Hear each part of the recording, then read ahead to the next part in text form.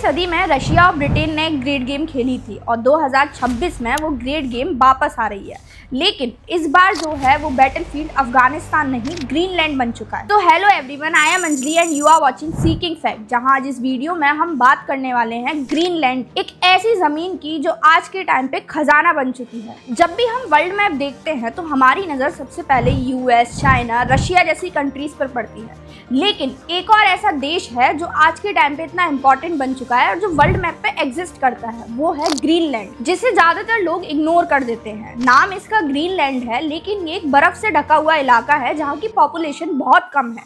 पहले इसका जियोपॉलिटिक्स से कोई लेना देना नहीं था, लेकिन आज इसका जियोपॉलिटिक्स में बहुत इंपॉर्टेंट रोल हो चुका है, क्योंकि जियोपॉलिटिक्स का एक रोल होता है, जो जगह पहले बोरिंग लगती है वही जगह अगले ही पल इंटरेस्टिंग या स्ट्रेटेजिकली बहुत ज्यादा इंपॉर्टेंट बन जाती है, और वही सेम चीज ग्रीनलैंड के साथ हो रही है। अगर हम ग्रीनलैंड का लोकेशन समझने की कोशिश करें तो ये नॉर्थ अमेरिका और यूरोप के बीच में है और आर्कटिक ओशियन के बिल्कुल पास है, और यही इसका रीजन है कि ये आज के टाइम पे इतना ज्यादा जियोपॉलिटिकली इंपॉर्टेंट बन चुका है। अगर आज हम दुनिया के वॉरफेयर को समझें तो आज सैटेलाइट, मिसाइल्स और स्पेस वॉरफेयर बहुत ज्यादा इंपॉर्टेंट बन चुके हैं, लेकिन जब एक ऐसी लोकेशन जहां से सारी सैटेलाइट्स को ट्रेस किया जा सकता है वो कितनी इंपॉर्टेंट बन जाती है, और यही है ग्रीनलैंड का सच।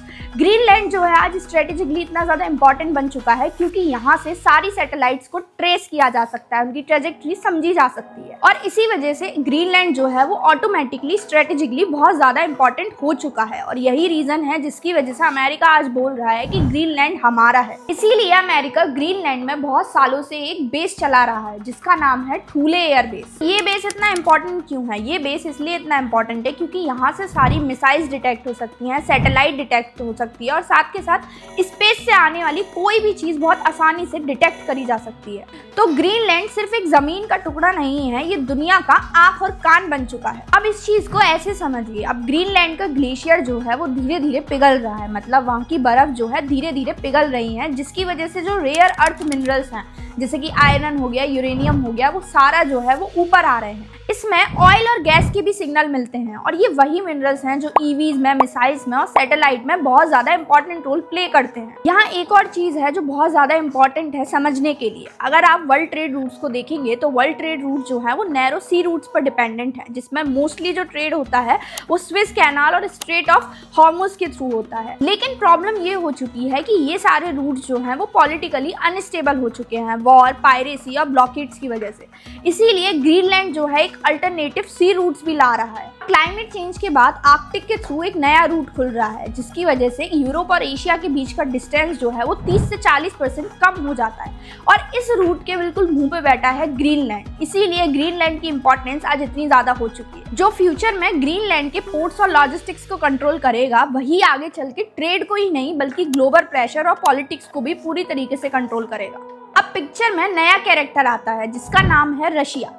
रशिया के पास आर्कटिक ओशियन की सबसे बड़ी कोस्ट लाइन है। उसने वहाँ अपना मिलिट्री बेस भी बनाया हुआ है और साथ के साथ न्यूक्लियर आइस ब्रेकर भी डिप्लॉय कर रखे हैं, और आर्कटिक को अपना पावर प्रोजेक्शन जोन बना दिया है। वहीं दूसरी तरफ चाइना क्लियरली बोलता है कि वो नियर आर्कटिक स्टेट है, और वहाँ पे वो अपनी इन्वेस्टमेंट और इंफ्रास्ट्रक्चर भी कर रहा है, जिसकी वजह से वो धीरे धीरे आर्कटिक में अपनी एंट्री चाहता है। और इन्हीं सब वजहों की वजह से ग्रीनलैंड एक ऐसी जगह बन चुका है जहाँ कोई डायरेक्ट वॉर नहीं चाहता, लेकिन कोई पीछे भी हटना नहीं चाहता, और इन्हीं सब रीजन की वजह से ग्रीनलैंड बीच में फंस चुका है। ग्रीनलैंड ऑफिशियली तो डेनमार्क का पार्ट है, लेकिन वो खुद को इंडिपेंडेंट कराना चाहता है डेनमार्क से। लेकिन प्रॉब्लम यहाँ जब क्रिएट होगी, अगर डेनमार्क इंडिपेंडेंट हो जाता है तो बड़ी बड़ी ग्रेट पावर जैसे कि अमेरिका, चाइना वहाँ पे अपना पावर प्रोजेक्शन करेंगी और उसको इन्फ्लुएंस में लाने की कोशिश करेंगी। अगर हम इसमें इंडिया का एंगल समझने की कोशिश करें तो इंडिया जो है वो आर्कटिक वॉर में डायरेक्ट इन्वॉल्व नहीं है, लेकिन ग्लोबल ट्रेड्स, मिनरल्स और टेक्नोलॉजी के लिए आर्कटिक डेवलपमेंट इंडिया को इम्पैक्ट जरूर करेगा, और इसीलिए इंडिया जो है वो आर्कटिक काउंसिल का ऑब्जर्वर है और नॉर्डिक कंट्रीज के साथ धीरे धीरे अपना कॉपरेशन अच्छा कर रहा है। तो जब हम ग्रीनलैंड को एक फ्रोजन आइलैंड समझते हैं तो हम असल जियोपॉलिटिक्स को मिस कर रहे हैं। आज ग्रीनलैंड शांत है, यहाँ कोई लड़ाई नहीं हो रही है, कोई वॉर नहीं हो रहा है, लेकिन आगे फ्यूचर का वर्ल्ड ऑर्डर यहीं से बदलेगा और दुनिया के नक्शे भी बदल रहे हैं। जब हम ये सोचते हैं कि इस पर्टिकुलर रीजन की वजह से लड़ाइयाँ शुरू नहीं होती हैं, तो ऐसा नहीं है। जियोपॉलिटिक्स में ऐसा नहीं होता। अगर हम पहले विश्व युद्ध को देखें तो वो एक एसेसिनेशन से शुरू हुआ था, दूसरा विश्व युद्ध जो है वो बाल्कन्स की वजह से हुआ था, और तीसरा विश्व युद्ध अगर ग्रीनलैंड की वजह से हो जाए तो कोई बड़ी बात नहीं होगी। इतिहास में छोटे छोटे ऐसे इंसिडेंट्स की वजह से वर्ल्ड वॉर्स हुए हैं। वर्ल्ड वॉर 1, वर्ल्ड वॉर 2 का पैटर्न अगर आप देखेंगे तो ऐसे छोटे छोटे इंसिडेंट्स के बढ़ते बढ़ते वर्ल्ड वॉर्स हो गए, और ऐसा ही कुछ अभी हो रहा है। हिस्ट्री खुद को दोबारा रिपीट कर रही है। और आप सब देखें तो एक सीरीज ऑफ कॉन्फ्लिक्ट चल रहा है। पहले रशिया यूक्रेन हुआ, इजराइल पैलेस्टाइन हुआ, ऑपरेशन सिंदूर हुआ, ताइवान में भी टेंशन चली, और अब ग्रीनलैंड। और इस सब की वजह से अगर वर्ल्ड वॉर ट्रिगर हो जाए तो कोई नई बात नहीं होगी, क्योंकि ये पैटर्न हिस्ट्री में भी देखा गया है। And if you find this video interesting, then please do like, share and subscribe to our channel seeking facts.